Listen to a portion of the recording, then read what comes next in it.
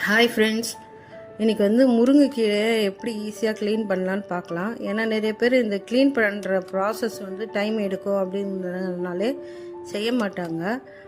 ஆனால் இது நிறைய பெனிஃபிட்ஸ் இருக்குது. குழந்தைங்களுக்கு கண்டிப்பாக வளர குழந்தைங்களுக்கு கண்டிப்பாக கொடுக்கணும். இது அயன் கண்டென்ட் நிறைய இருக்குது. அது எப்படி ப்ராசஸ்ன்னு பார்க்கலாம். ஃபஸ்ட்டு கீரையை வாங்கிட்டு ஒரு நாள் முன்னாடி ஃப்ரிட்ஜில் வச்சுருங்க. ஃப்ரிட்ஜில் வச்சுட்டு மறுநாள் நம்ம செய்கிற அன்றைக்கி ஒரு கவரில் போட்டு இது மாதிரி ஒரு கவரில் போட்டு நல்லா ஒரு 4 தடவை அடிங்க. அடிச்சிங்கனாலே ஆட்டோமேட்டிக்காக அந்த காம்பு தனியாக இலை தனியாக வந்துடும்.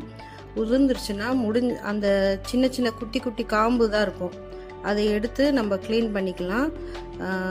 டைம் ரொம்ப எடுக்காது.